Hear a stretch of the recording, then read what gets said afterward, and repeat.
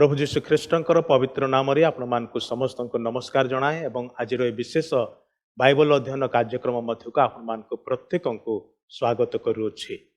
आपण माने नियमित आमर मंडली पक्षर होता ए बाइबल अध्ययन कार्यक्रम जोग दौरान बा घरे थी देखुंट शुणुंट आने स्थानीय मंडली अर्थात church of Christ union church Bhubaneswar पक्षर आपण मानक प्रत्येक को धन्यवाद जनाऊँ। आपण माने मध्य ए लिंक को आपण मानकर बंधु मान निकट में शेयर करुँचे आने आपण मान निकट में धन्यवाद अटू। आसतु आज बाइबल अध्ययन कार्यक्रम को आरंभ करी आने प्रभुंकर निकटवर्ती हवा प्रार्थना करिबा। स्वर्गस्थ पिता तुमर धन्यवाद प्रशंसा करुचु अनुग्रह करी पुणी आम मान को 2 सप्ताह पर ए सुंदर सुजोग देइछ प्रभु तुमर वाक्य किसी अध्ययन करिवार निमंते प्रत्येक मासर प्रथम एवं तृतीय बुधवार दिन आम मानकर जो विशेष बाइबल अध्ययन कार्यक्रम अनुष्ठित हुए एथिरे जेते भाई भणी माने जोग दियंती प्रत्येक को आम तुम चरण तले समर्पण करुचु। विशेष भाव में आज जो माने प्रभु आम मान सहित अच्छी ऑनलाइन यही बाइबल अध्ययन कार्यक्रम से समस्त को तुम चरण तले तोली धरुचु। जे जो ठारे थिले मध्य तुम पवित्र उपस्थिति द्वारा से मान को तुम्हें तुम ठारे धरी रख। आज आम प्रत्येक को तुम वाक्यर मध्य को कढ़े नियो वाक्य तुम्हें ही आम को बुझे दियो। जो पुस्तक को आम अनुध्यान करुच्छु हे पवित्र आत्मा तुम्हें आम को बुझे नदेले आम किसी ही बुझी पारिबो नाही। तुम्हें ही आम को साहाय्य कर तुम्हें आम उत्तम शिक्षक अट प्रभु तुम्हें आम को शिखाओ बोली प्रार्थना करुच्छु। निज निजक एवं आज विशेष बाइबल अध्ययन को तुम हस्तर समर्पण करी प्रभु जीशु ख्रीष्टर पवित्र बहुमूल्य नाम यही प्रार्थना उत्सर्ग करुच्छु। आमेन। आसंतु हमने गोटे गीत बोलिबा एवं प्रभुंकर उपासना करू करू तांकर निकटवर्ती हेबा निज निज को मध्य बाइबल अध्ययन निमंते प्रस्तुत करिबा।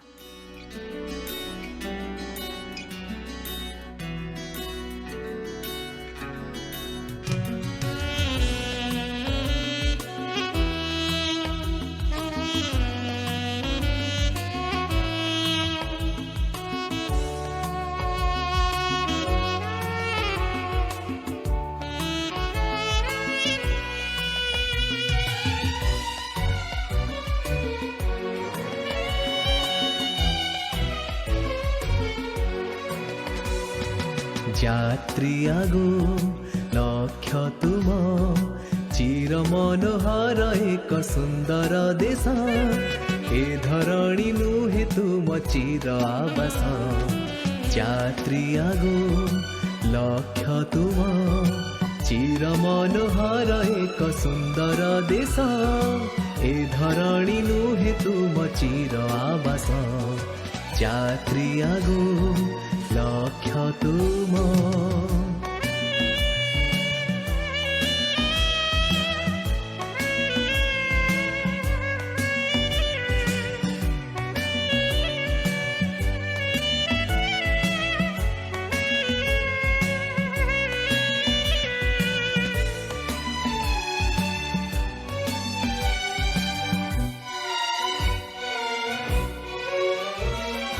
सेहि देश अटे नित्य नूतन से देशे न थाए शोक क्रंदन झरु थाए मधु भरा संगीत प्रति प्राणे तोड़ी नव पुलक। से प्रिय देश अमर देश से प्रिय देश अमर देश आलोक छुड़ा से ही अपूर्व देश यात्री तुम लक्ष्य से ही चिर आवास। यात्री आगो लक्ष्य तुम चिर मनोहर एक सुंदर देश ए धरणी नुहे तुम चिर आवास। यात्री आगो लक्ष्य तुम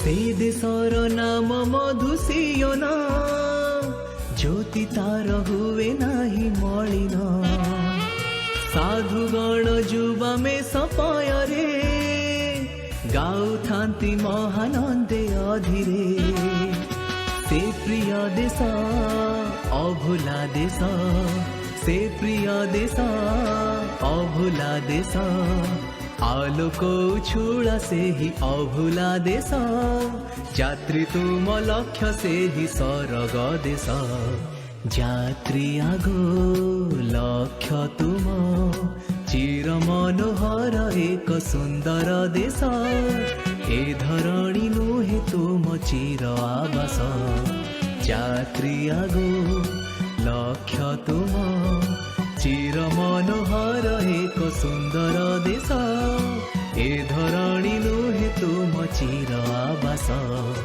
जात्री आगो लक्ष्य तुम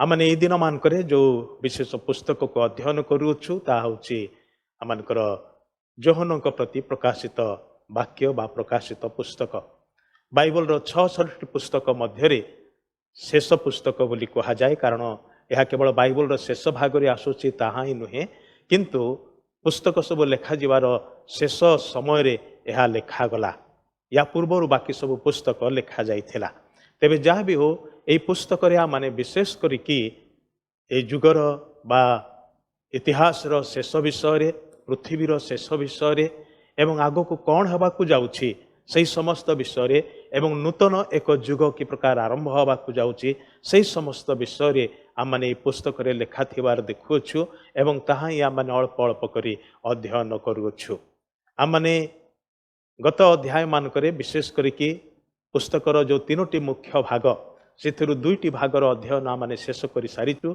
जहाँ एक अध्याय एवं 2 एवं 3 अध्याय को भित्ति करके ही थिला गत थर आम मैंने चतुर्थ अध्याय को आरंभ करिथिलु एवं जो अध्यायर अध्ययन रे आम मैंने नुआ एक पर्याय बा नूतन एक भाग मध्य को प्रवेश कलु ताहा होछि कौन जे प्रकार की प्रकाशित एक पर्वर 19 पदरे ए पुस्तकर ये जो तीनोटी भागर कथा लिखा जाउछि जहाँ जहाँ तुम्हें दर्शन कल प्रथम अध्याय जहाँ जहाँ वर्तमान घटुअछि 2 एवं 3 अध्याय एवं चतुर्थ अध्याय पुस्तकर तृतीय भाग एवं शेष भाग आरंभ होइछि जोड़ा कि यहाँ पर जहाँ जहाँ अवश्य घटिब आमने से गत थर 4 अध्याय को आमने आलोचना कर सारीचु चतुर्थ अध्यायर प्रारंभ रे जोहन को आह्वान दिया जाउछि ऊपर को उठी जिबार निमंते कोठी की ना स्वर्ग को से पात्मद्वीपरे निर्वासित अवस्था थिले किंतु पवित्र आत्मा ताहांकु आत्मारे ऊर्ध्व को उठे नौछन्ते स्वर्ग को उठे नौछन्ते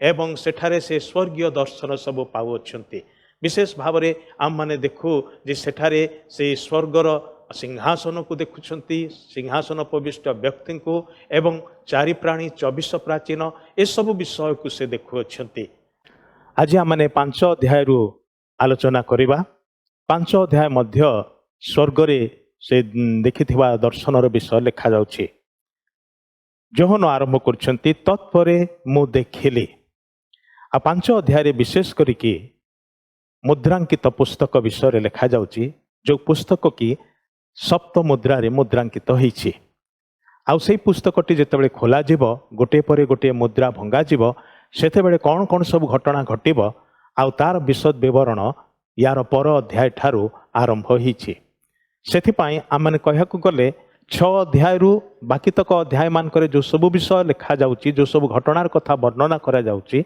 सेही सब एई पुस्तक मध्यरे लुकायित भाव रे अछि गुप्त रे अछि एवं ताहाकु 7टी मुद्रा द्वारा मुद्रांकित करा जाइछि आउ सेथिपाई सेही मुख्य विषयटी होउछि एई अध्यायर मूल प्रसंग अटे आसंतु आमने ए अध्याय मध्य को जीवा यार शिरोनामा हब बा मूल प्रसंग हब द सील्ड बुक मुद्रांकित पुस्तक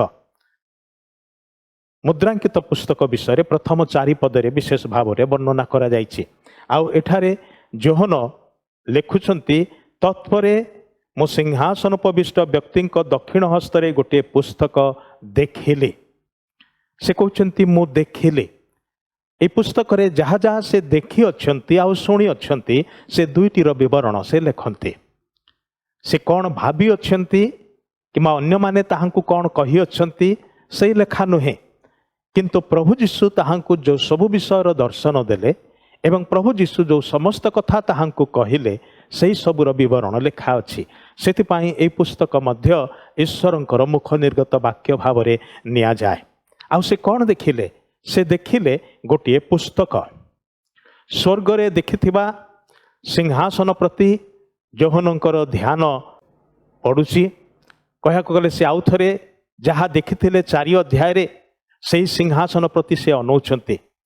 ସିଂହାସନରେ ଜଣେ ବସି ଅଛନ୍ତି ଏବଂ ତାହାଙ୍କର ଡାହାଣ ହାତରେ ଗୋଟିଏ ପୁସ୍ତକ ଅଛି।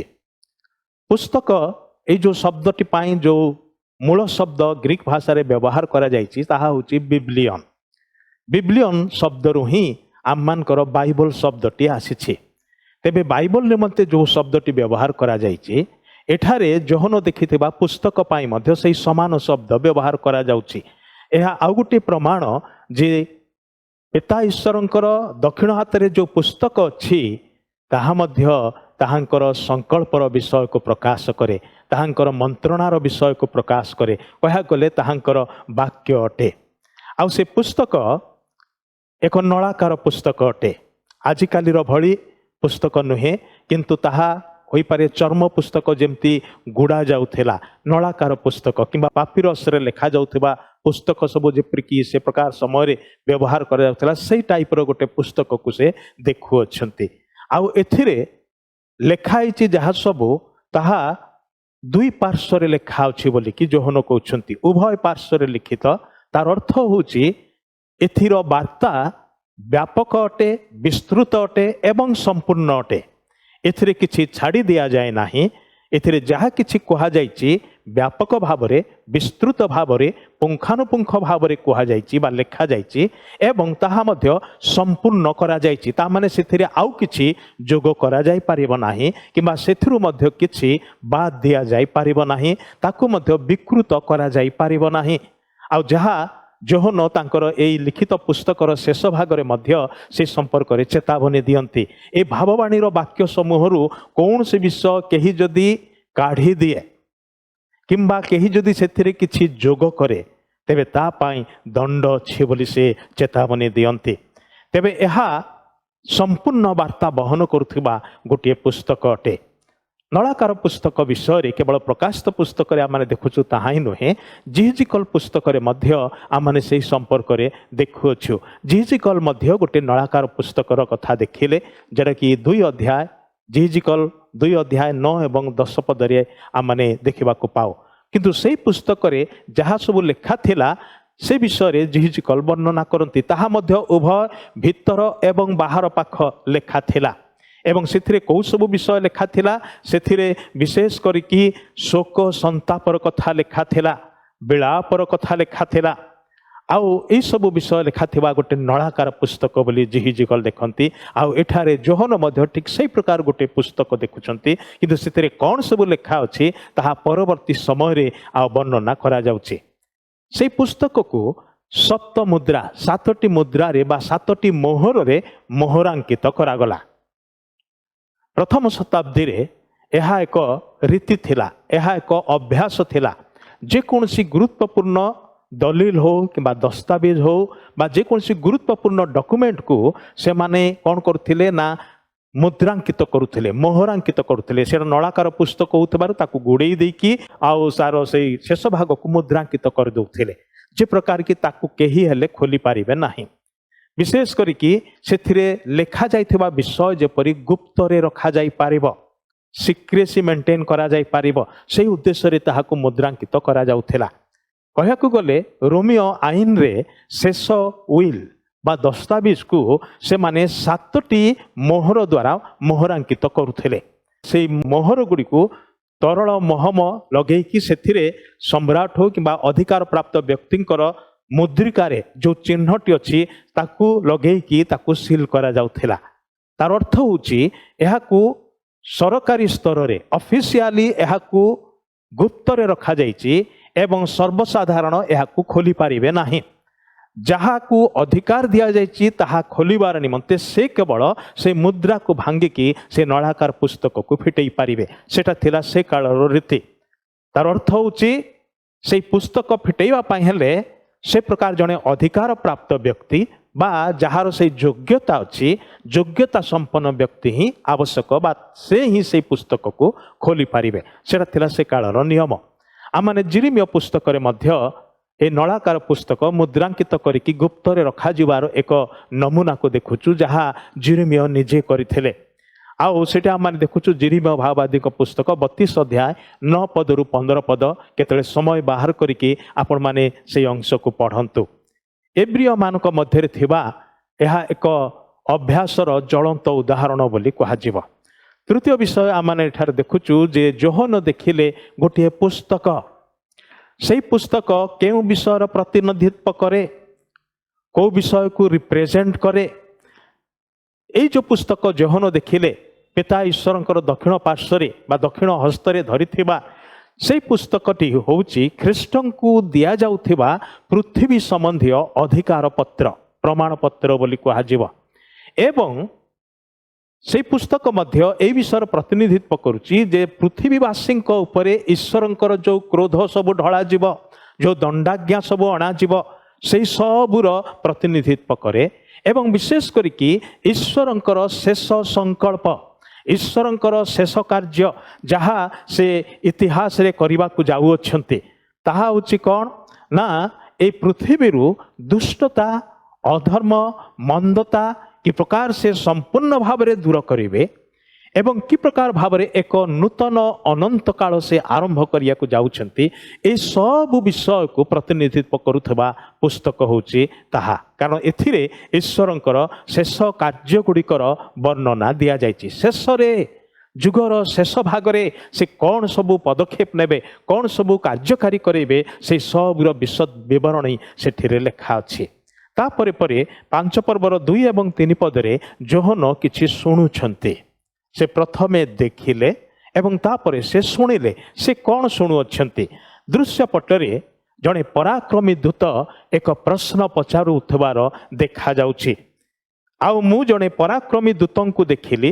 ସେ ଉଚ୍ଚ ସ୍ୱରରେ ଘୋଷଣା କରି କହୁଥିଲେ, କିଏ ଏହି ମୁଦ୍ରା ସବୁ ଭାଙ୍ଗି ପୁସ୍ତକ ଫିଟାଇବାକୁ ଯୋଗ୍ୟ? ଗୋଟେ ବଡ଼ ପ୍ରଶ୍ନ ସେ ପଚାରୁଛନ୍ତି ଆଉ ଉଚ୍ଚ ସ୍ୱରରେ ତାହା ପଚାରୁଅଛନ୍ତି।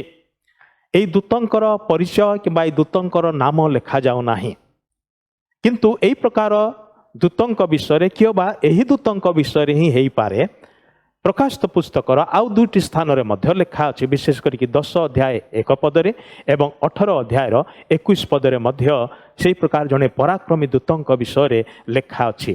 ସେ ଉଚ୍ଚ ସ୍ୱରରେ ଘୋଷଣା କରି କହୁଥିଲେ, ଯେପରିକି ତାହାଙ୍କର ପଚରା ଯାଉଥିବା ପ୍ରଶ୍ନ ପ୍ରତିଟି କୋଣକୁ ଭେଦ କରିପାରିବ। ତାହାଙ୍କର ସ୍ୱର ସମୁଦାୟ ସ୍ୱର୍ଗକୁ କମ୍ପିତ କଲା। ଅର୍ଥାତ୍ ସେ ଯାହା ଘୋଷଣା କରିବାକୁ ଯାଉଅଛନ୍ତି ତାହା କେତେ ଅଧିକାର ଯୁକ୍ତ, ତାହା କେତେ ଜରୁରୀ ଅଟେ ଏବଂ ତାହା କେତେ ଗୁରୁତ୍ୱପୂର୍ଣ୍ଣ ସେଥିରେ ଏହା ପ୍ରକାଶ ପାଉଛି।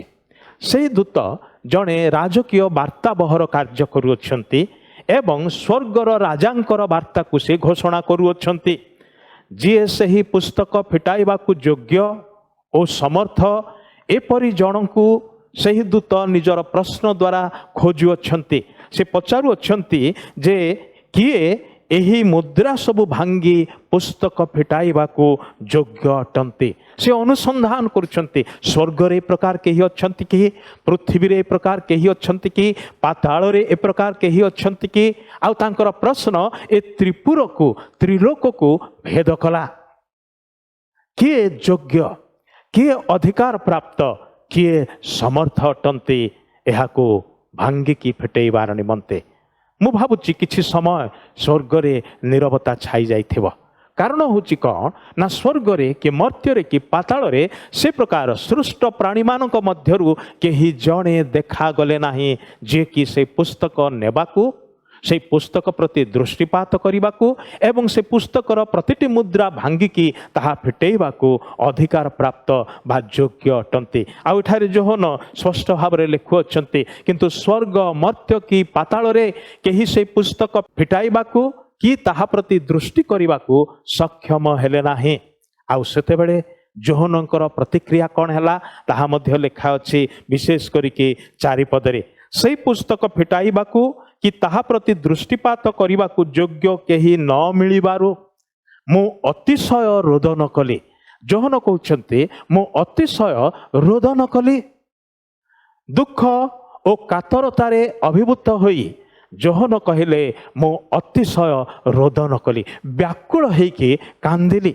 ये रोदन शब्दटी एक गभीर अनियंत्रित आवेग को प्रकाश करे। जेतेबेले आममानकर आवेग को आमानी नियंत्रण करने को पारुना से प्रकार एक आवेग को प्रकाश करे ए रोदन शब्दटी। आममाने नूतन नियम रे अंतत 2टी घटना रे यार नमूना को देखा पारुचु। विशेष करके जेतेबेले प्रभु जीशु गध पिठी रे चढ़ी जेरुसलाम को यात्रा करुथिले एवं जीत पर्वतरु जेरुसलाम नगरीर दृश्य पटक को से देखिले। आउ से समय लेखा जाउची लूक लिखुछंती जे से रोदन कले जेरुसलाम नगर निमंते एवं सेथिर बासिंदांक निमंते। सेठारे जीशु जो परि भाव रे रोदन कले सेटा होची अतिशय कातर होई व्याकुल होइकी से रोदन कले। कारण जेरुसलाम शांति छिन्न हवा को जाउथेला, तार रक्षार समय ताठारु काढ़ी निया जाउथेला। एवं द्वितीय घटना रे आम माने देखु तार परे परे जेतेबेले कि पितर जीशु को अस्वीकार कले एवं कुकुड़ा तृतीय थर डाकिला सेतेबेले पितरंकर मने पड़गला प्रभु जीशु तांकू कि प्रकार सचेतन करथिले बा चेतावनी देइथिले, सतर्क करैथिले, सेटा तांकर मने पड़गला। आ लेखा जाउछि से बाहर को जाइके अतिशय रोदन कले, से कातर होइकी रोदन कले, व्याकुल होइकी रोदन कले, ए मो कौन कली ए प्रकार भावरे से रोदन कले। एटा से जो नियंत्रणर बाहर थिबा आवेग को प्रकाश करुथबा विषयटे रोदन शब्दटी। आउ स्वर्ग रे अश्रु बहिबार एटा होची गोटे मात्र हुए तो विरल अनुभवर कथा लेखा अछि। कारण जोहनक आखिरु लुह झरुची, अन्य काहारी आखिरु लुह झरिबार कथा लेखा जाऊ नाही। कारण स्वर्ग रे अश्रुपात हुए नाही, केही रोदन करती नाही। सेठारे रोदन कि रात्रि कि दंतर किड़िमिड़ी हुए नाही। एई सब विषय नरकरे हुए किंतु स्वर्गरे हुए नाही। किंतु पृथ्वीर जड़े मनीष जितेबाला स्वर्गरे उपस्थित होइछंती आत्मारे आउ से रोदन करुअछंती। यह गोटे मात्र होइत घटना जहिरे कि अश्रु बहिबार घटनार कथा लेखा जाउछि। जोहनंकु दिया जाउथिबा दर्शन ओ प्रत्यादेश कौन एठी सरीजीव कि जोहन रोदन करिबार होई पारे आउ गोटे कारण होई पारे तांकु स्वर्ग को उठेई निया जाइछि। एहा परे जहा जहा अवश्य घटिबो सेही सबु देखैबार निमंते, सेही सबु तांकु जणैबार निमंते। किंतु वर्तमान प्रश्न होछि कौन सेही सबु सेही पुस्तक मध्य रे गुप्त रे रखा जाइछि। से पुस्तक फिटा न गले जोहन कोनोसी विषय जानि पारिबे नाही, आउ किछि देखि पारिबे नाही।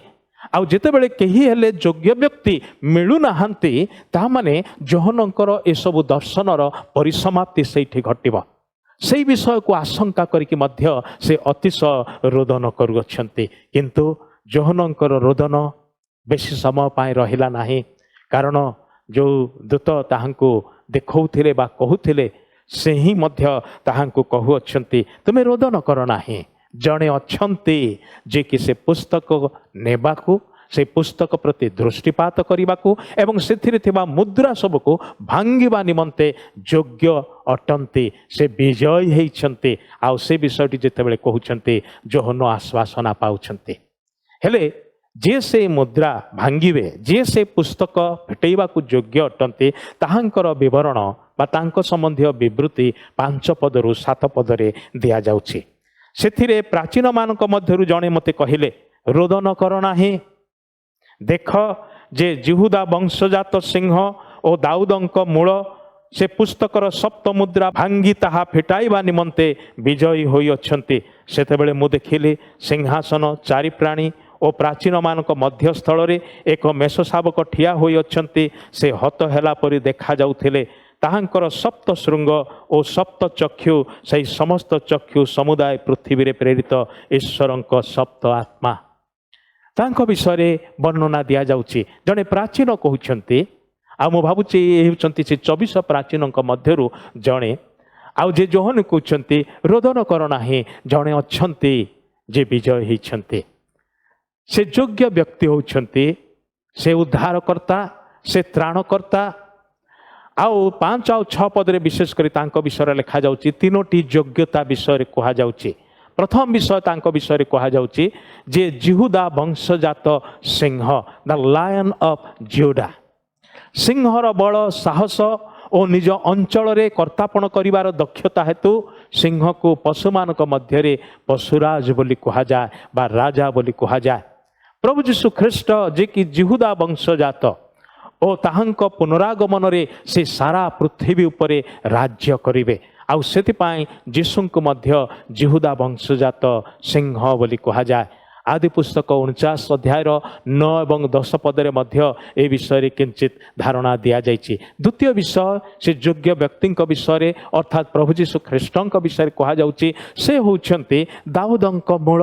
ସେ କେବଳ ଜିହୁଦା ବଂଶଜାତ ସିଂହ ଅଟନ୍ତି ତାହା ହିଁ ନୁହେଁ, ସେ ମଧ୍ୟ ଦାଉଦଙ୍କ ମୂଳ। ଯିଶାୟ 11 ଅଧ୍ୟାୟ ତାର 1 ପଦ ଏବଂ 10 ପଦ ଅନୁସାରେ ଯିଶଙ୍କ ଗଣ୍ଡିରୁ ଏକ ପଲ୍ଲବ ଓ ତାହାର ମୂଳରୁ ଏକ ଶାଖା ନିର୍ଗତ ହେବ।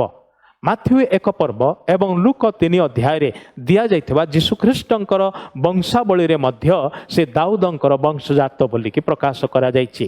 ଏବଂ ପାଉଲ ରୋମିଓ ତାର 1 ଅଧ୍ୟାୟ 3 ପଦରେ ମଧ୍ୟ ସ୍ପଷ୍ଟ ଭାବରେ କୁହନ୍ତି ଯେ ସେହି ଯୀଶୁଖ୍ରୀଷ୍ଟ ଶରୀର ସମ୍ବନ୍ଧରେ ଦାଉଦଙ୍କ ବଂଶଜାତ ଅଟନ୍ତି। ପ୍ରଭୁ ଯୀଶୁଖ୍ରୀଷ୍ଟ ଦିନେ ଦାଉଦଙ୍କ ସିଂହାସନରେ ବସି ସାରା ପୃଥିବୀ ଉପରେ ରାଜ୍ୟ କରିବେ। ଏପରି ସମୟ ଅତି ଶୀଘ୍ର ଆସୁଅଛି। ତୃତୀୟ ବିବୃତ୍ତି ତାଙ୍କ ବିଷୟରେ କୁହାଯାଇଛି ଯେ କି ସେହି ପୁସ୍ତକ ନେବାକୁ ଏବଂ ତାହା ଭାଙ୍ଗି ଫିଟାଇବାକୁ ଯୋଗ୍ୟ ଅଟନ୍ତି। ସେ ହେଉଛନ୍ତି ହତ ହୋଇଥିବା ମେଷ ଶାବକ। ଯୀଶୁଙ୍କୁ ମେଷ ଶାବକ ରୂପେ କେବଳ 4 ଥର ବାଇବଲର ଅନ୍ୟାନ୍ୟ ପୁସ୍ତକମାନଙ୍କରେ ଲେଖା ଥିବାର ଦେଖୁଛୁ, କିନ୍ତୁ ଏହି ଶେଷ ପୁସ୍ତକରେ ତାହାଙ୍କୁ ମେଷ ଶାବକ ରୂପରେ ଅନ୍ତତଃ 31 ଥର ବର୍ଣ୍ଣନା ଦିଆଯାଇଥିବା ବା ଉଲ୍ଲେଖ କରାଯାଇଥିବାର ଆମମାନେ ଲକ୍ଷ୍ୟ କରୁଅଛୁ।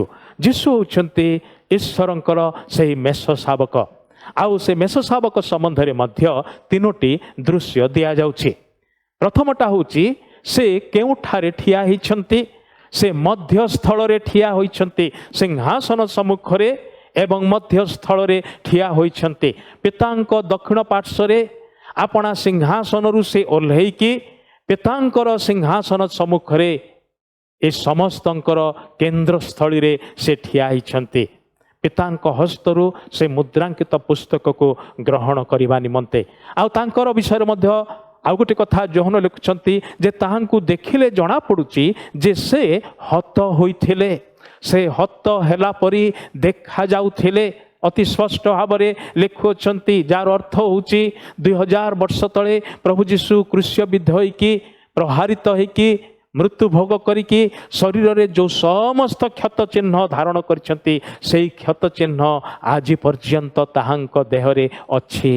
ସେ ଆଜି ମଧ୍ୟ କ୍ରୁଶର ଚିହ୍ନ ସବୁ ତାହାଙ୍କ ଶରୀରରେ ଧାରଣ କରିଅଛନ୍ତି। ସେଥିପାଇଁ ପ୍ରିୟମାନେ ଯେତେବେଳେ ସେ ଫେରି ଆସିବେ ଆମମାନେ ତାହାଙ୍କୁ ଚିହ୍ନି ପାରିବା, ତାହାଙ୍କୁ ଜାଣିପାରିବା। ଏବଂ ତୃତୀୟ ଦୃଶ୍ୟଟି ତାଙ୍କ ବିଷୟରେ କୁହାଯାଉଛି ତାହାଙ୍କର ସପ୍ତ ଶୃଙ୍ଗ ଓ ସପ୍ତ ଚକ୍ଷୁ। ଧର୍ମଶାସ୍ତ୍ରରେ ବା ପବିତ୍ର ବାଇବଲରେ ଶୃଙ୍ଗ ସବୁବେଳେ ଶକ୍ତି ଓ କ୍ଷମତାକୁ ଦର୍ଶାଏ। ତେବେ ତାହାଙ୍କର ସପ୍ତ ଶୃଙ୍ଗ ତାର ଅର୍ଥ ହେଉଛି ତାହାଙ୍କର କ୍ଷମତା ସିଦ୍ଧ ଓ ସମ୍ପୂର୍ଣ୍ଣ। ତାଙ୍କଠାରୁ ଅଧିକ କ୍ଷମତାଶାଳୀ ଆଉ କେହି ନାହିଁ। କହିବାକୁ ଗଲେ ସ୍ୱର୍ଗ ଓ ପୃଥିବୀର ସମସ୍ତ ଅଧିକାର ତାହାଙ୍କୁ ଦିଆଯାଇଅଛି। ଏ ସମସ୍ତ ଅଧିକାରର ସେ ହେଉଛନ୍ତି ଏକମାତ୍ର ଅଧିକାରୀ ଅଟନ୍ତି। ସିଦ୍ଧ ଅଧିକାର 7 ସଂଖ୍ୟା ହେଉଛି ସିଦ୍ଧତାର ସଂଖ୍ୟା। ଏବଂ ତାହାଙ୍କର ସପ୍ତ ଚକ୍ଷୁ, ଆଉ ସେ ସପ୍ତ ଚକ୍ଷୁ ବିଷୟରେ ମଧ୍ୟ ଯୋହନ ସ୍ପଷ୍ଟ ଲେଖିଦେଇଛନ୍ତି ଏଠାରେ ଯେ ସେଇ ସପ୍ତ ଚକ୍ଷୁ ହେଉଛି ଈଶ୍ୱରଙ୍କ ପ୍ରେରିତ ସପ୍ତ ଆତ୍ମା। ପୃଥିବୀ ପୃଷ୍ଠରେ ପରମେଶ୍ୱର ତାହାଙ୍କର ଆତ୍ମାଙ୍କୁ ପ୍ରେରଣ କରିଅଛନ୍ତି ଆଉ ତାହାଙ୍କୁ ସପ୍ତ ଆତ୍ମା ଭାବରେ ପ୍ରେରଣ କରିଅଛନ୍ତି। जेपरिक एक पर्वर 4 पदरे एवं 4 पर्वर 5 पदरे मध्य से सप्त आत्मा विषय लेखा अच्छे ताहांको समस्त पूर्णतारे पवित्र आत्मांकर समस्त पूर्णतारे से जो समस्त कार्य करुअछन्ते ताहा एथिरे आमाने लक्ष्य करुअछु। लक्ष्य करन्तु मध्य जे सही पुस्तक फिटाइबाको ओ सप्त मुद्रा भांगिबाको योग्य अटंती जे से विजयी होई अछन्ति बोलिकी प्राचीन जनक जोहन को कहउछन्ते। से योग्य होइछन्ति किंतु योग्य हवा निमंते विजय को से हासिल करि अछन्ति। एई जो विजय शब्दर अर्थ होची जय करिबा बा जन को परास्त करिबा विजयी हेबा कौन से विषय उपरे अधिकार को फेरी नहीं आनिबा। योग्य व्यक्तिंकर कर्तव्य विषय मध्य ठारे आम देखुचु विशेष करिकी 7 पदरे से आसी सिंहासन उपविष्ट व्यक्तिंकर दक्षिण हस्तरु सही पुस्तक नेले। एई पृथ्वी रे ईश्वरंक क्रोध विचार और दंडाज्ञा को कार्य करिबा निमंते तथा ईश्वरंकर मुक्ति और उद्धारर कार्य को संपन्न और संपूर्ण करने निमंते केवल से ही अर्थात प्रभु जीशु ख्रीष्ट ही योग्यता हासिल करियछन्ति आउ ताहा से विजयी हेबा द्वारा हासिल करियछन्ति। एहा इतिहास रे ईश्वरंक चरम सीमार कार्यक्रम एवं यह पृथ्वी रे मध्य शैतान रो कर्तापण और अधर्माचारी मनुष्यर विद्रोहर शेष को दर्शाए जहाँ यथार्थ रूपे ख्रीष्टंकर प्राप्य ताहा ग्रहण करिया पाई सही योग्य व्यक्ति प्रभु जीशु ख्रीष्ट उपस्थित अटंते। सही समान विषय दानियल 7 अध्याय 13 और 14 पदरे मध्य उल्लेख थिबार आम माने देखो। तृतीय विषय होची ठारे स्वर्गीय गीत गुड़िक या परे परे जो विवरणटी अच्छी अध्याय रे एटा केवल 14 पद विशिष्ट गोटे छोट अध्याय एवं 7 पद परे आउ जो समस्त पद गुड़िक अच्छी आउ सिथिरे गीत गुड़िक अच्छी केतोटी गीत अच्छी एवं प्रतिटी गीत भिन्न भिन्न व्यक्ति माने गायन करियछन्ते। स्वर्गीय गीत गुड़िक जोटा कि 8 पदरु आरंभ करिकी 14 पदर शेष पर्यंत लेखा अच्छी। तेबे स्वर्गीय गीत गुड़िक मध्यरु प्रथम गीतटी 24 प्राचीन द्वारा बोला जाउछि ता 8 पदरु 10 पद मध्य से पुस्तक नियंते से 4 प्राणी और 24 प्राचीन मेष शावकों सम्मुखें उबुड़ हो पड़े से प्रत्येक हस्तरे वीणा और साधु मान प्रार्थना रूप धूपरे परिपूर्ण सुवर्ण पात्र थिला। से माने गोटे नूतन गीत गान करी कहले तुम्भे सही पुस्तक नेबाको और से मुद्रा सबू भांगिबाकू योग्य अट कारण तुम्भे हत होइथिल पुणी आपणा रक्त द्वारा समस्त गोष्ठी भाषावादी वंश और जाति मध्यरु ईश्वरंक निमंते लोकमानकु क्रय करिअछ पुणी से मानकु आम्भमानक ईश्वरंक उद्देश्य रे राजकुल और जाजक करिदेइअछ आउ से माने पृथ्वी उपरे राजत्व करिबे। 24 प्राचीन एही नूतन गीत को बोलु अछन्ते आउ मेष शावक से पुस्तक पितांक हस्तरु ग्रहण करने समय स्वर्गरे समुदाय विश्वरे प्रशंसार ध्वनि शुणा जाउछि।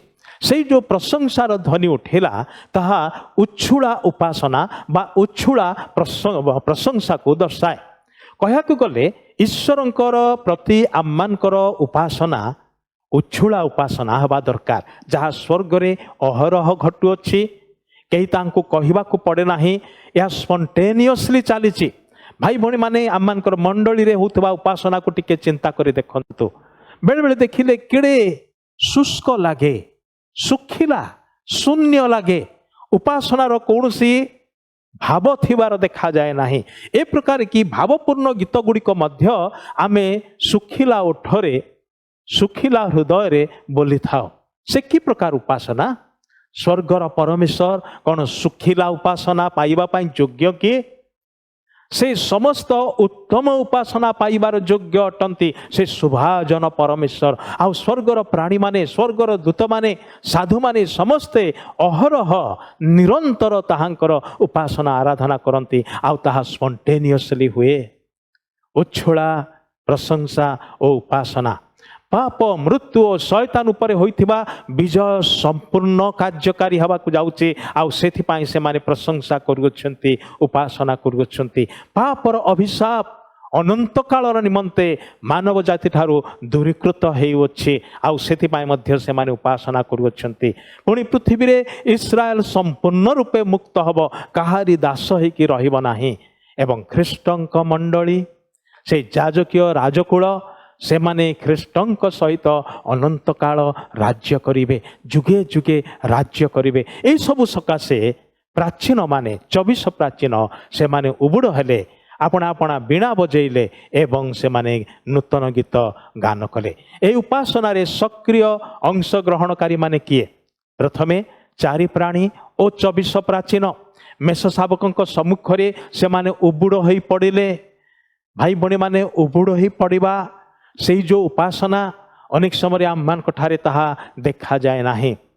4 ଅଧ୍ୟାୟ 10 ପଦରେ ଯେଉଁ ଉପାସନା ପିତାଙ୍କୁ ଦିଆଯାଇଥିଲା, ସେହି ଉପାସନା ଏଠାରେ ପୁତ୍ରଙ୍କୁ ବା ମେଷ ଶାବକଙ୍କୁ ଦିଆଯାଉଅଛି।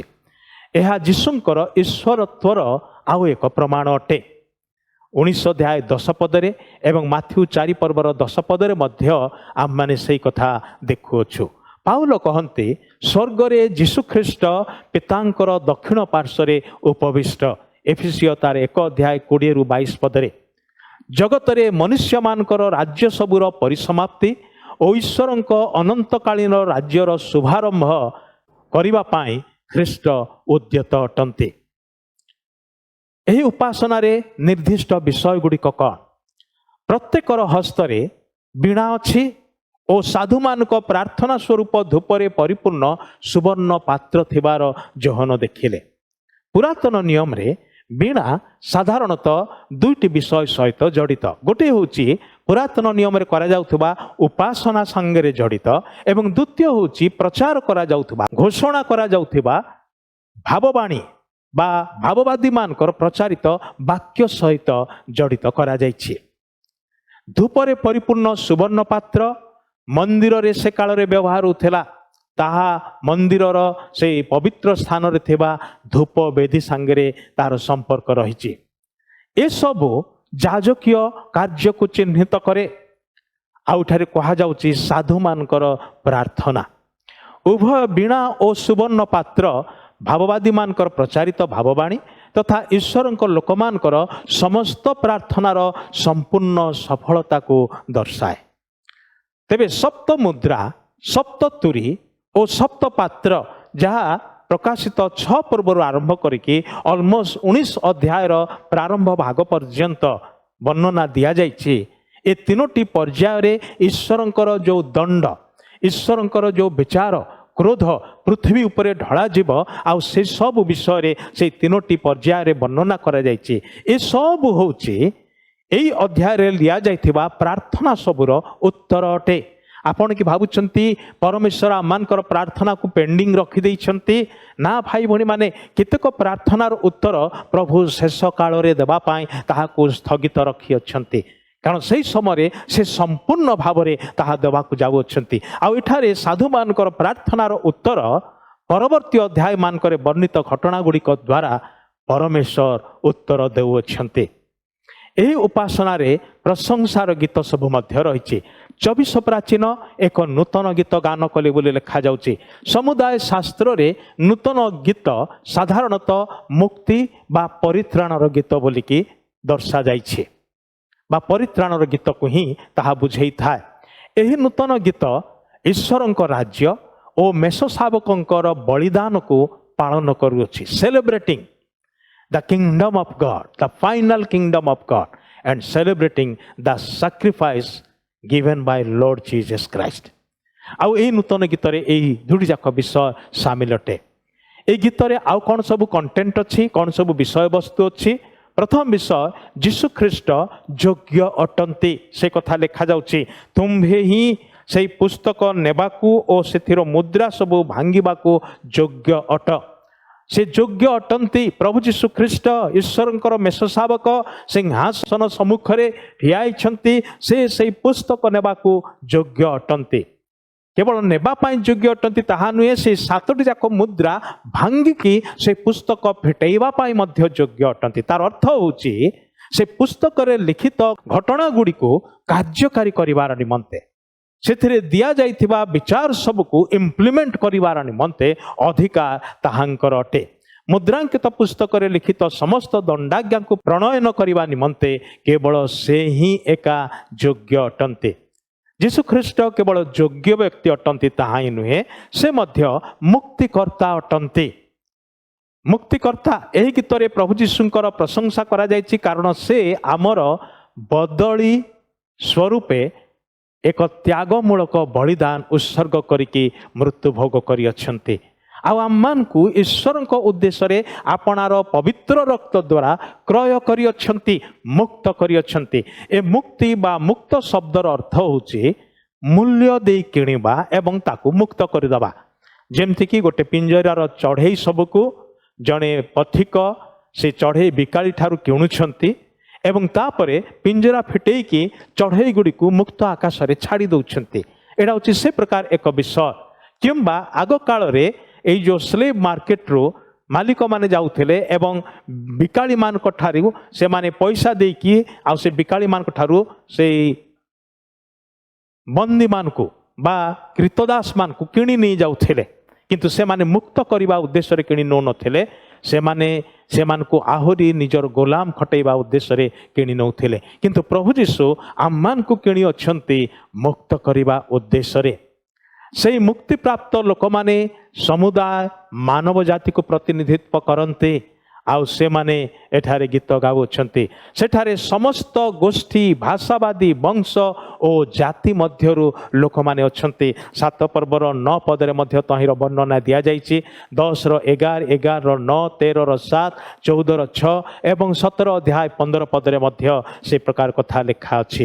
ପ୍ରଭୁ ଯୀଶୁଖ୍ରୀଷ୍ଟ ଯୋଗ୍ୟ ଅଟନ୍ତି, ସେ ମୁକ୍ତିକର୍ତ୍ତା ଅଟନ୍ତି, ମଧ୍ୟ ସେ ପୁରସ୍କାର ଦାତା ଅଟନ୍ତି।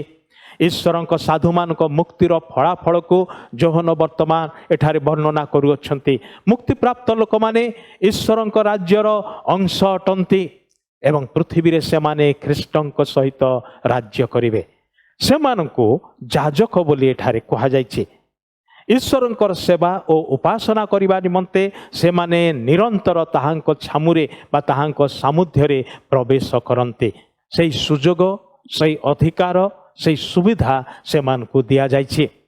ଦ୍ୱିତୀୟ ଗୀତ ଯାହା ସ୍ୱର୍ଗର ଦୂତମାନେ ଗାଇଲେ, ପ୍ରଥମ ଗୀତଟି 4 ପ୍ରାଣୀ ଓ 24 ପ୍ରାଚୀନ, କିନ୍ତୁ ଦ୍ୱିତୀୟ ଗୀତଟି ସ୍ୱର୍ଗର ଦୂତମାନେ। ଯୋହନ ଲେଖୁଛନ୍ତି 11ରୁ 12 ପଦରେ, ମୁଁ ଦେଖିଲି ବା ଦୃଷ୍ଟିପାତ କଲି।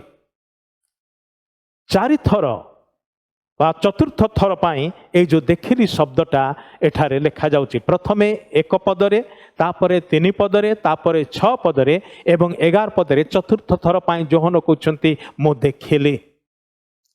ସିଂହାସନ ଚତୁର୍ଦିଗରେ ଅନେକ ଅନେକ ଦୂତଙ୍କୁ ସେ ଦେଖୁଛନ୍ତି। 4 ପ୍ରାଣୀ, 24 ପ୍ରାଚୀନଙ୍କ ସ୍ୱର ସହିତ ଅସଂଖ୍ୟ ଦୂତମାନଙ୍କର ସ୍ୱର ମଧ୍ୟ ଆଉ ସେ ଶୁଣିବାକୁ ପାରୁଛନ୍ତି। ସେଠାରେ କେତେ ଜଣ ଦୂତ ଉପସ୍ଥିତ ଥିଲେ ବୋଲି ଯୋହନ କହୁଛନ୍ତି? ସେମାନଙ୍କର ସଂଖ୍ୟା ଭାବରେ ସେ କେବଳ ଏତିକି ପ୍ରକାଶ କରୁଛନ୍ତି ଯେ ସେମାନଙ୍କର ସଂଖ୍ୟା ସହସ୍ର ସହସ୍ର ଓ ଅୟୁତ ଅୟୁତ। ତାମାନେ ସେ ସଠିକ ଭାବରେ ଗଣି ପାରୁନାହାନ୍ତି, ଏତେ ସଂଖ୍ୟକ ଦୂତ ଅଛନ୍ତି। ପବିତ୍ର ଦୂତମାନଙ୍କର ପରିସଂଖ୍ୟାନ କରିହେବ ନାହିଁ। ଅନ୍ତତଃ ସେମାନେ ଶୟତାନ ସାଙ୍ଗରେ ପଡ଼ିଥିବା ପତିତ ଦୂତମାନଙ୍କର 2 ଗୁଣ ଅଧିକ ଅଟନ୍ତି। ବିଶେଷ କରିକି ଏହି ପ୍ରକାଶିତ 12 ଅଧ୍ୟାୟ 3 ଏବଂ 4 ପଦ ଅନୁସାରେ। ଏଇ ଯେଉଁ ଗୀତଟି ଦୂତମାନେ ବୋଲିଲେ ତାହା ପ୍ରଶଂସା ସୂଚକ ଗୀତ ଥିଲା, ସଙ୍ଗ ଅଫ ପ୍ରେଜ୍।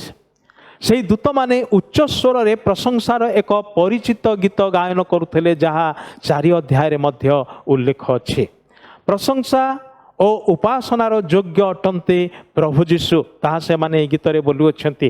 ଗୀତରେ ଉଚ୍ଚାରିତ 7ଟି ବିଶେଷ ଶବ୍ଦ ଗୁଡ଼ିକ ମଧ୍ୟରୁ ପ୍ରଥମ 4ଟି ଖ୍ରୀଷ୍ଟଙ୍କର ଅନ୍ତର୍ନିହିତ ଗୁଣ ବା ସ୍ୱଭାବ ବିଷୟରେ ପ୍ରକାଶ କରୁଥିବା ବେଳେ ଅନ୍ୟ 3ଟି ଶବ୍ଦ ଉପାସନାର ଫଳାଫଳ ବିଷୟରେ ପ୍ରକାଶ କରେ। କେଉଁ ସବୁ ଶବ୍ଦ ଏମାନଙ୍କ ଗୀତରେ ସେମାନେ ଉଚ୍ଚାରଣ କରିଛନ୍ତି? ପ୍ରଥମଟା ହେଉଛି ପରାକ୍ରମ। ସମସ୍ତ ବିଷୟ ଉପରେ ସର୍ବଶକ୍ତିମାନଙ୍କର ଶାସନକାରୀ ଅଧିକାର ବା କ୍ଷମତାକୁ ବୁଝାଏ। ପରାକ୍ରମ से मेष शावकंकर अटे। द्वितीय शब्दटी होची धन। समस्त धनर मूल उत्स होचंते प्रभु जीशु ख्रीष्ट। ज्ञान समस्त ज्ञान ताहांक ठारे से ईश्वरंकर ज्ञान स्वरूप अटंते। कलसी 2:3 पदरे मध्य से प्रकार विषय लिखा अछि। शक्ति ताहांकर इच्छा साधन करिबा निमंते ईश्वरीय दक्षता पितांकर इच्छा को कार्यकारी करिबार निमंते। आ मने रखंतु प्रभु जीशु पार्थिव मनुष्य भाव में जगत रे थिला बेले से केवल गोटे काम आरंभ शेष पर्यंत करि जाउथिले, ताहा होची पिता ईश्वरंकर इच्छा को साधन करिबा बा कार्यकारी करिबा। स्वर्ग रे मध्य से पितांकर इच्छा को ही साधन करूछंती एवं अनंत काल रे मध्य से ताहा ही करिवे। तेबे यह साधन करिया पाए जो ईश्वरीय शक्तिर आवश्यक से शक्ति विषय कहा जाउछि संभ्रम, जार अर्थ होछि सम्मान और भक्ति। गौरव जहाँ स्वर्गर ऐश्वर्य वैभव को दर्शाए, पुणी आश्चर्यजनक भावे उपयुक्त बा यथार्थता को प्रतिपादन करे। प्रशंसा प्रशंसा होछि धन्यवादार्थक प्रशंसा और उपासना अटे। तेबे दुईटी गीत दुई दल द्वारा बोला गला एवं तृतीय गीत जहाँकि समस्त सृष्ट प्राणी बोलुअछंती 5 पर्वर 13 पद एवं 14 पदरे। प्रथम विषय होची प्रशंसार एक आवृत्ति आम माने ए गीत रे देखो। प्रशंसार एही अध्यायटी उपासनार गोटे गीत सहित शेष होईछि, जहाँ स्वर्ग मर्त्य पाताल और समुद्र रे थिबा समस्त सृष्ट प्राणी ठारू आसीछि। यह मान को गीत संहिता 69 अध्याय तार 34 पद एवं गीत संहिता शेष अध्याय बा 150 गीतर 6 पद को स्मरण करी दिए, जो ठारे लिखा अछि आकाश और पृथ्वी समुद्र और तन्मध्यस्थ सकल जंगम ताहांकर प्रशंसा करंतु। पुणी गीत संहिता 150 पदरे लिखा अछि निश्वास प्रश्वास धारी प्रत्येक प्राणी सदा प्रभुंकर प्रशंसा करू। प्रशंसा सिंहासन पविष्ट व्यक्ति बा पिता ईश्वर उद्देश्य एवं पुत्र ईश्वर बा मेषशावक उद्देश्य उत्सर्ग करा जाइछि। जुग जुग धरी यही प्रशंसा जारी रहे। अन्य भाव कहयाकु गले यह एक असरंती प्रशंसा संभ्रम गौरव और कर्तापण को दर्शाए सिंहासन पविष्ट व्यक्तिंकर और मेषशावकंकर अटे। आसन्न मुक्ति सकाशे समुदाय सृष्टि उल्लसित अटे, आनंदित अटे। रोमियो 8 पर्व 19-22 पदरे पाउल मध्य से कथा कहती समुदाय सृष्टि वर्तमान से ही दिन अपेक्षा अच्छी जे जो दिन भूमि ईश्वरंकर संतान माने जो माने मृत होइकी कबर प्राप्त अटंती से माने जागी उठिबे एवं भूमि मध्य मुक्त हब अभिशाप बंधन आउ सेतिपाई पृथ्वी मध्य अनेई रहिछि, सृष्ट जगत मध्य अनेई रहिछि ए मुक्तिर दिवसर अपेक्षारे। आउ सेतिपाई एठारे समुदाय वंश सबु गोष्ठीर लोक जो माने मुक्ति प्राप्त लोक अटंती जीशु ख्रीष्टंक ठारे विश्वास करिवा द्वारा से माने ए गीत को बोलुअछंती। द्वितीय ए गीत रे प्रशंसा प्रति एक प्रत्युत्तर दिया जाइछे। स्वर्गीय प्रशंसा और उपासना गुड़ी को देखिला परे आपणकर प्रत्युत्तर कौन अटे? 4 अध्याय भी से उपासना बा प्रशंसार विषय सब देखुछु, ए 5 अध्याय मध्य उपासना बा प्रशंसार विषय सब देखुछु। तेबे आममानकर प्रत्युत्तर कौन? से मानकर प्रत्युत्तर कौन थिला ताहा देखिले अंततः सेथुरु आम माने किछिटा धारणा पाई परिबा बा किछिटा शिक्षा करि परिबा। 4 प्राणी कहिले आमेन, अर्थात जहाँ जहाँ से उपासनार गीतरे कुहागला से सबु सेही परी घटू। भाई भणी माने आम माने प्रार्थनार शेषरे एई शब्दटी साधारणतः उच्चारण करिथाओ। उद्देश्य होउची जहाँ जहाँ मु प्रार्थना करिअछि पितांक छामुरे प्रभु जीशु ख्रीष्टंक नाम रे पवित्र आत्मांकर साहाय्य रे से सब प्रार्थना सही परी उत्तर मिलू। जहाँ मगा गला तार उत्तर आसु सेटा से आमेन शब्द द्वारा ताहाको बलवत्तर करा जाए। किंतु एठारे प्रशंसार गीतरे 4 प्राणी कहउचंती आमेन। तार अर्थ होची जो सदा प्रभु परमेश्वर ईश्वरंकर जो मेषशावक समस्त उपासना, समस्त आराधना, समस्त प्रशंसा, महिमा, गौरव, आदर, भक्ति, सम्मान, शक्ति और कर्तापण, आधिपत्य, पराक्रम ए सब पाइबा पाए से माने जुगे जुगे योग्य अटंते। आउ सही परि ही अनंत काल हेउ ଏହା ହିଁ ସେ ଚାରି ପ୍ରାଣୀ କହୁଛନ୍ତି ଆମେନ୍ ଉଚ୍ଚାରଣ କରିବା ଦ୍ୱାରା। 24 ପ୍ରାଚୀନ ମାନେ ସେମାନଙ୍କର ପ୍ରତ୍ୟୁତ୍ତର କ'ଣ ହେଲା? ସେମାନେ ଉବୁଡ଼ ହୋଇ ପଡ଼ିଲେ, ନିତ୍ୟଜୀବୀ ପରମେଶ୍ୱରଙ୍କୁ ପ୍ରଣାମ କଲେ ବା ଉପାସନା କଲେ। ଭାଇ ଭଉଣୀମାନେ, କେବେ ଥିଲା ସେଇ ଶେଷ ସମୟ ଯେଉଁ ସମୟରେ ଆମେ ଈଶ୍ୱରଙ୍କର ଉପସ୍ଥିତି ମଧ୍ୟରେ ଆସିଲୁ ଏବଂ ଷଷ୍ଟାଙ୍ଗ ପ୍ରଣାମ କଲୁ, ଉବୁଡ଼ ହୋଇ ପଡ଼ିଲୁ।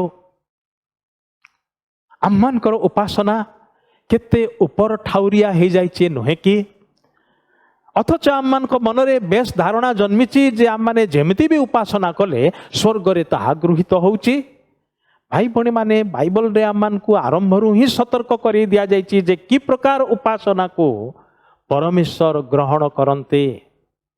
ନକଲି ଉପାସନାକୁ ବିଲକୁଲ ନୁହେଁ, ଶୁଖିଲା ଉପାସନାକୁ ବିଲକୁଲ ନୁହେଁ, ଛଦ୍ମ ପ୍ରହସନର ଉପାସନାକୁ ବିଲକୁଲ ନୁହେଁ, ଅସତ୍ୟ ଉପାସନାକୁ ବିଲକୁଲ ନୁହେଁ, ଏବଂ ଯେଉଁ ଉପାସନା ମିଳନ ନଥିବା ଲୋକମାନେ ଆସିକି, ସମ୍ପର୍କ ଭଗ୍ନ ହୋଇଥିବା ଲୋକମାନେ ଆସିକି ଉତ୍ସର୍ଗ କରନ୍ତି, ସେମାନଙ୍କୁ କୁହାଯାଇଛି ତୁମର ନୈବେଦ୍ୟ ବେଦୀରେ ଥୋଇଦିଅ, ଯାଅ ପ୍ରଥମେ ଆପଣ ଭାଇ ସହିତ ସମ୍ମିଳିତ ହୁଅ, ପରସ୍ପରକୁ କ୍ଷମା ଦିଅ, ପରସ୍ପରକୁ ଗ୍ରହଣ କର, ତାପରେ ଆସି ତୁମର ନୈବେଦ୍ୟକୁ ଉତ୍ସର୍ଗ କର, ତେବେ ତାହା ଗ୍ରହଣ କରାଯିବ। ଭଗ୍ନ ଓ ଚୂର୍ଣ୍ଣ ଅନ୍ତଃକରଣ ସଦାପ୍ରଭୁଙ୍କର ଗ୍ରାହ୍ୟ ବଳି। ଯେଉଁ ପର୍ଯ୍ୟନ୍ତ ହୃଦୟ କଠିନ ଥାଏ, ମନ କଠିନ ଥାଏ, ଆମମାନେ ଯେତେ ଚମତ୍କାର ଭାଷାରେ ଆମମାନଙ୍କର ଉପାସନା ପ୍ରାର୍ଥନା ନିବେଦନକୁ ସଜେଇକି ଉଚ୍ଚାରଣ କରି କହିଲେ ମଧ୍ୟ ସେ ସବୁ କିଛି ଲାଭ ହେବ ନାହିଁ। ସେଗୁଡ଼ାକ ଉପରକୁ ଉଠି ଯାଏ ନାହିଁ, ସ୍ୱର୍ଗରେ ପହଞ୍ଚେ ନାହିଁ, ସ୍ୱର୍ଗ ଗ୍ରହଣ କରିପାରେ ନାହିଁ। ଈଶ୍ୱର ସେସବୁ ପସନ୍ଦ କରନ୍ତି ନାହିଁ। ଭାଇ ଭଉଣୀମାନେ, ଅନେକ ସମୟରେ ଆମମାନଙ୍କର ଉପାସନା କେବଳ ଉପର ଠାଉରିଆ ଓଠରେ ମାତ୍ର, କିନ୍ତୁ ହୃଦୟ ସେଠାରେ ସମ୍ପୃକ୍ତ ନଥାଏ। ଛଦ୍ମ ଉପାସନା ନୁହେଁ କି? ଓଠର ଉପାସନାରେ ଆମେ ଈଶ୍ୱରଙ୍କୁ ସନ୍ତୁଷ୍ଟ କରିଦେବା ବୋଲି ଭାବୁଛୁ। କାରଣ ଓଠର ଉପାସନାରେ ଆମେ ପାଳକ ବା ଆମମାନଙ୍କର ନେତା ନେତ୍ରୀଙ୍କୁ କିମ୍ବା ଆମମାନଙ୍କର ପଡ଼ିଶାରେ ବସିଥିବା ଆମମାନଙ୍କର ସହବିଶ୍ୱାସୀମାନଙ୍କୁ ବେଶ ପ୍ରଭାବିତ କରିପାରୁଛୁ। କେହି କେହି ପ୍ରକାର କହିବାର ମଧ୍ୟ ମୁଁ ଶୁଣିଛି, ସେ ଭାଇ ନା, ସେ ଭଉଣୀ ନା, ଏତେ ସୁନ୍ଦର ପ୍ରାର୍ଥନା କରନ୍ତି। ଆହା, ଭାଇ ଭଉଣୀମାନେ, ସେମାନେ ଏତେ ସୁନ୍ଦର ପ୍ରାର୍ଥନା କରନ୍ତି କ'ଣ ଆପଣଙ୍କର ନିକଟରେ, ଆପଣଙ୍କୁ ସନ୍ତୁଷ୍ଟ କରିବା ପାଇଁ ନା ଈଶ୍ୱରଙ୍କ ଛାମୁରେ ଈଶ୍ୱରଙ୍କୁ ସନ୍ତୁଷ୍ଟ କରିବା ପାଇଁ? ସେଦିନ ଫାରୁସିର ପ୍ରାର୍ଥନା ଭାରି ଇମ୍ପ୍ରେସିଭ୍ ଥିଲା କହିବାକୁ ଗଲେ। ଯଦି ସେ ଫାରୁସି ପାଖରେ ମୁଁ ଠିଆ ହେଇଥାନ୍ତି ତାହେଲେ ମୁଁ ନିଶ୍ଚୟ କହିଥାନ୍ତି ଏ ଫାରୁସି ଠିକ୍ ହିଁ କହୁଛି, ଯେ ସତ କଥା ତ ଯାହା ଯାହା ବାକ୍ୟରେ ଲେଖା ଅଛି ସେ ସବୁ ସେ ଅକ୍ଷରେ ଅକ୍ଷରେ ପାଳନ କରୁଛି। ଅଥଚ କାହିଁକି ଶେଷରେ ସେଠାରୁ ଫେରିଗଲା ବେଳେ ସେଇ ବ୍ୟକ୍ତି ଗୃହୀତ ହେଉନାହାନ୍ତି ଈଶ୍ୱରଙ୍କ ଦ୍ୱାରା? ଈଶ୍ୱର ମଣିଷ ନୁହନ୍ତି ଯେ ଅନ୍ୟାୟ କରିବେ, ଭୁଲ କରିବେ, ପାତର ଅନ୍ତର କରିବେ କିମ୍ବା ମୁଖାପେକ୍ଷା କରିବେ, ମିଛକୁ ସତ ସତକୁ ମିଛ ବୋଲି କହିବେ। ନା ନା ନା ନା, ସେ ମନୁଷ୍ୟ ନୁହନ୍ତି ଯେ ସେ ପ୍ରକାର କରିବେ। ସେ ମିଥ୍ୟାବାଦୀ ନୁହନ୍ତି ଯିଏକି ଅନ୍ତଃକରଣର ପ୍ରତିଟି ମର୍ମକୁ ତୌଲି ପାରନ୍ତି, ବିଚାର କରିପାରନ୍ତି, ଅନୁସନ୍ଧାନ କରିପାରନ୍ତି, ଦେଖିପାରନ୍ତି, ଜାଣିପାରନ୍ତି। ତାହାଙ୍କ ଆଗରେ ଆମମାନେ କ'ଣ ଧୂଳି ମାରିପାରିବା କି? ସେ ପ୍ରୟାସ, ସେ ବୃଥା ପ୍ରୟାସ କେବେ ବି କରନ୍ତୁ ନାହିଁ। ମନୁଷ୍ୟକୁ ଧୂଳି ମାରି ପାରନ୍ତି ତା ଆଖିରେ, କିନ୍ତୁ ଈଶ୍ୱରଙ୍କ ଆଖିରେ ନୁହେଁ। ସତର୍କ ହୁଅନ୍ତୁ, ଈଶ୍ୱର ବିଦ୍ରୂପର ପାତ୍ର ନୁହନ୍ତି। ସେ ଭଣ୍ଡା ଯାଆନ୍ତି ନାହିଁ ଯେ ଆପଣ ତାହାଙ୍କୁ ସହଜରେ ଭଣ୍ଡେଇ ପାରିବେ। ଭାଇ ଭଉଣୀମାନେ, ସତର୍କ ହେବା ଦରକାର। ଆମମାନଙ୍କର ଉପାସନା ଯଦି ଗ୍ରହଣ ହେଉନାହିଁ, କାହିଁକି ଗ୍ରହଣ ହେଉନାହିଁ ଆମମାନେ ନିଜକୁ ପଚାରିବା ଦରକାର। କାରଣ କି ପ୍ରକାର ଉପାସନା ପିତା ଈଶ୍ୱର ଗ୍ରହଣ କରିବାକୁ ଚାହାନ୍ତି ତାହା ବାକ୍ୟରେ ସ୍ପଷ୍ଟ ଲେଖାଯାଇଛି। ଏକଥା ମଧ୍ୟ କୁହାଯାଇଛି, ଈଶ୍ୱର ଆତ୍ମା ଅଟନ୍ତି, ଅତଏବ ଯେଉଁମାନେ ତାହାଙ୍କର ଉପାସନା କରିବେ ସତ୍ୟ ଓ ଆତ୍ମାରେ ତାହାଙ୍କର ଉପାସନା କରନ୍ତୁ। ଆଜି ମଧ୍ୟ ପିତା ଈଶ୍ୱର ମଣ୍ଡଳୀ ମଧ୍ୟରେ, ଖ୍ରୀଷ୍ଟୀୟ ପରିବାର ମଧ୍ୟରେ जो माने उपासना करूछु बोली कहउछंती सेमानकर भिड़ मध्यरे खोजी बुलुछंती खोजु अछंती जे जणे सत्य उपासक को से पाइबे कि ताहार उपासना को से ग्रहण करिया को चाहती। स्वर्ग रे जो उपासना उत्सर्ग करा जाए ताहा सत्य, कौन सी प्रकार व्यतिक्रम कौन सी प्रकार प्रहसन सेठारे नाही। 24 प्राचीन उबुड़ हेले आ नित्यजीवी परमेश्वर को प्रणाम कले। जहाँ सबू ଏହା ପରେ अवश्य घटिब जोटा कि ए तृतीय भागर प्रारंभरे भूमिकार प्रारंभरे इंट्रोडक्शन भाव में कुहागला 4 पर्वर 1 पदरे प्रकाशित पुस्तक रे तृतीय भागर एही चमत्कार भूमिकार सारांशटे उपासना रे शेष होइछि। कहयाकु गले चतुर्थ अध्याय एवं पंचम अध्याय जोटा कि परवर्ती अध्याय गुड़िकर पाई भूमिका स्वरूप इंट्रोडक्टरी पार्ट बोली कहाजिबो। तांकर ई इंट्रोडक्शन टे मध्य जोहन केउठी शेष करूछंती स्वर्ग रे उपासित परमेश्वर एवं ताहांको चरण तळे उपासनाकारी दल सबु से माने अहरह किपरि ताहांकर उपासना करूछंती। आपणकर जीवन मोर जीवन उपासनार निमंते निर्मित अटे। आम मैंने ईश्वर गौरव को प्रकाश करने ईश्वर को महिमा देवाई आम मैंने निर्मित सृष्ट अटू आहूत मनोनीत एवं जीशु रक्त रे किणा जाइथिबा लोक अटू। किंतु आम निज जीवन को टिके अनुसंधान करी देखू आमर जीवन कौन सतरे ईश्वर उपासना अटे कि आमे जहाँ उच्चारण करू केवल गिर्जा घरे नुहे प्रार्थना सभा नुहे पारिवारिक उपासना रे नुहे किंतु सांग साथी मान मध्य थिला बेले हाट बजार को गला बेले कर्मक्षेत्र रे थिला बेले व्यवसाय केंद्र रे थिला बेले खेत रे चाष करुथिला बेले किंबा किचन रे रोषई करुथिबा बेले जेकोसी समय रे जेकोसी स्थान रे आम थाऊ ना कहीं आम मानकर जीवन कौन से सत्य आत्मार उपासना अटे कि टिके चिंता करी देखू।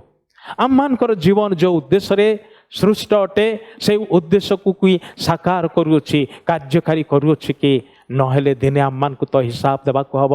परमेश्वर पचारे से दिन विचार दिन रे मु तुमको मोर गौरवर निमंते निर्माण करी तुमर जीवन रे 70 80 90 100 वर्षर जीवन रे एते वर्ष जो पृथ्वी रे बंचिल एतिकी वर्षर जीवन रे तुम केते समय धरी मोर प्रकृत गौरव प्रकाश करिछ तुमर जीवन को मोर गौरव उद्देश्य रे केते थर विनियोग करिछ। अनेक विषय पाए आम मानकर जीवन को आम माने विनियोग करिछु आम मानकर शरीर प्राण आत्मा को अन्यान्य अनेक विषय व्यवहार करिछु किंतु ईश्वरंकर सत्य उपासना आराधनार निमंते ओ आम माने निजे ही से उपासना रे परिणत हो जाओ। पाउल तो कहले ईश्वरंकर दया हेतु तुमମାନଙ୍କର शरीर को मन रखु शरीर कथा कह जाउची केवल प्राण आत्मार कथा नुहे आम मानकर शरीर को अर्थात समस्त अंग प्रत्यंग को मु आउ मोहर सबु किछि ईश्वरंकर आराधना करिवो ईश्वरंकर उपासना करिवो सेतेबेले ताहा संपूर्ण उपासना हबो। आम माने निजको जीवंत बलिर न्याय उत्सर्ग करिबा ताहांकर उत्तम सिद्ध और सुग्राह बलिर न्याय उत्सर्ग करिबा जद्वारा पिता गौरवान्वित हेबे पिता महिमान्वित हेबे। जो उद्देश्य रे आम सृष्ट करा जाइछु से उद्देश्य संपूर्ण और सफल हब। प्रभु आम मान को ए अध्ययन द्वारा आशीर्वाद करंतु। आसंतु आम निज निज को समर्पण करिबा एवं प्रार्थना करिबा। मंगलमय प्रभु तुमर धन्यवाद करुछु तुम्हें आज अध्ययन रे तुम्हें आम मान को पथ कढ़े आनिल अनेक विषय आम आलोचना कलु ए 5 अध्याय प्रभु तुम्हें आम मान को अनेक विषय शिखिबा पाई साहाय्य करिछ से सब कार्य रे लगैया पाई जीवन रे प्रयोग करिया पाई एवं तुमर विश्वस्त सत्य एवं आत्मार उपासक हवा पाई मते एवं आम मान को प्रत्येक को साहाय्य कर।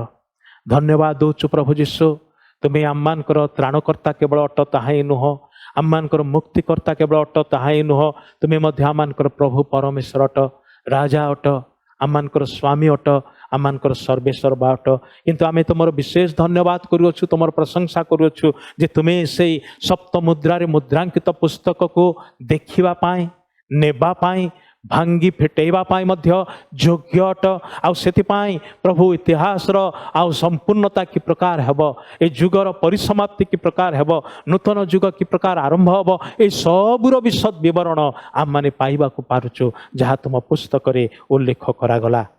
तुम्हें जदि ताहा भांगी न थांत ताहाले जोहन देखा पारि न थांते जोहन को जदि से दिन ताहा दर्शन आकार रे दिया जाई न थांता किंबा कुहा जाई न थांता ताहले आज आम माने से सब विषय जानी पारि न थांतु। तुमर ए पवित्र पुस्तकर पाई धन्यवाद करुछु।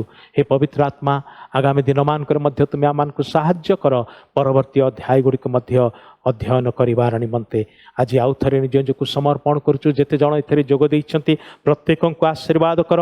आम मानकर अनेक भाई भौणी माने जो माने कोरोना द्वारा आक्रांत से मान को तुम्हें सुस्थता दियो। अन्यान्य रोग रे पीड़ित भाई भौणी मान को मध्य दया करी सुस्थता आरोग्यता प्रदान कर बोली प्रार्थना करुछु। तुम रक्तकृत प्रतिटी परिवार को जे जोठारे अछन्ति से समस्त को आशीर्वाद कर। आम मानकर प्रिय मंडलीर प्रत्येक परिवार को तुम चरण तले तोली धरुछु प्रभु। सान बड़ समस्त को आशीर्वाद कर। प्रार्थना शुणिल धन्यवाद दे प्रभु जीशु ख्रीष्टंकर पवित्र नाम रे ए निवेदन सब उत्सर्ग करुछु। आमेन। एतले पिता ईश्वरंकर गभीर प्रेम प्रभु जीशु ख्रीष्टंकर असीम अनुग्रह दया पवित्र आत्मा परमेश्वरंकर सुमधुर सहभागिता शांति शिक्षा और चेतना एवं पुणी सदाबले आम प्रत्येक संगरे सारा विश्व रे थिबा ख्रीष्टाश्रित प्रत्येक भाई भौणी सहित रही साहाय्य उपकार करंतु। आमेन। बहुत बहुत धन्यवाद आपण माने ऑनलाइन बाइबल अध्ययन रे जोग देथिबारु प्रभु आपन को बहुत भाव रे आशीर्वाद करंतु। नमस्कार।